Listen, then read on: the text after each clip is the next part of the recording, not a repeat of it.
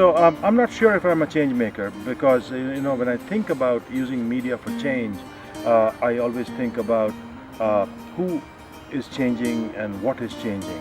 So is it the filmmaker who's changing? So certainly in my about 30 years of working with media for change, I can speak about the way I've changed and adapted to the world and see the world in certain ways because of that process. And I'm comfortable talking about that change, something that has allowed me to become more, feel more empathy to the world, to understand them at a certain level, and to have a certain comfort level with peoples around the world. At another level, we always start and assume that by making films about issues like gender issues or poverty or water or the future of cities, that our work will change the audience that sees the work. So that kind of change takes a long time. It is often influenced by many other things. So that's more uncertain in terms of, okay, what exactly did change. So although there is a real need to evaluate that kind of change. And thirdly, whenever you make a film about someone's life, you change them.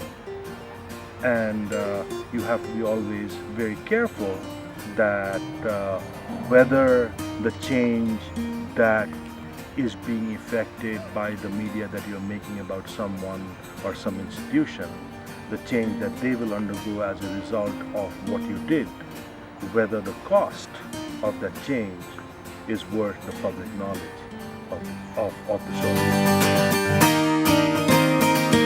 So there are many. I am in a large canvas kind of a space. What are the big things in the world that need to change across borders? And I'm trying to work in a very specific area, which is wordless films that address themes across borders, because it allows us to address issues without having to worry about language. So there are a few on the list right now. Poverty certainly, and inequality is probably the biggest one. But within that, there are specific issues. So as the world is changing, for example, as we move from a kind of a largely rural world to a largely urban world, there are rapid changes, but life has become so fast that we don't have the time to look at those changes and examine those changes. I want to slow it down and say, okay, here are the changes that are taking place.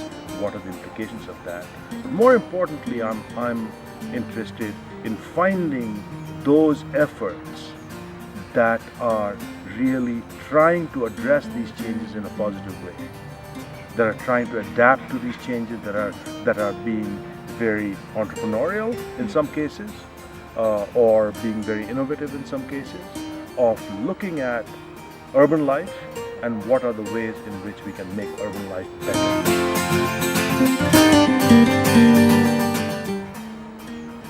So I think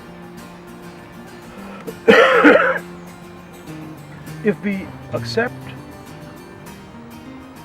that we are basically empathetic people, that we are capable of empathy, then the walls that stand between us in terms of race, gender, nationality, sexual preference, those things can start to come down more easily if we are able to see the world through someone else's eyes. That's the first step.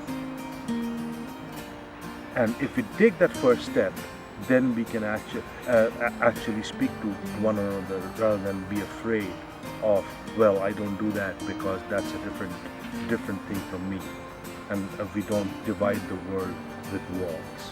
So if we can bring it down, that's the first step to then being able to see the world in terms of not only my own very personal view of the world should be like, but also accommodate other points of view within the framework of change. The video that I shared, divided two kinds of empathy. One that, we have the instinct of looking at a poor person and reaching into our pocket and giving them some money. And if you really think about it, that particular action is about hopefully whatever I can afford to give that person that day lets him live a little bit better, put some food in the way I am. That particular kind of empathy is basically trying to respond to the emotional response to when you see someone without something. The other kind of empathy, which has been called cognitive empathy, is more about putting yourself in that person's shoes and understanding that world. So, but when you do that, some of the preconceptions fall away. For example, I think it's a common understanding that poor people are unhappy. But if you're able to put yourself in the shoes of poor people, I think, at least I have found, that that's not true at all. Poor people are not only capable of happiness, very often they are. So there's a difference.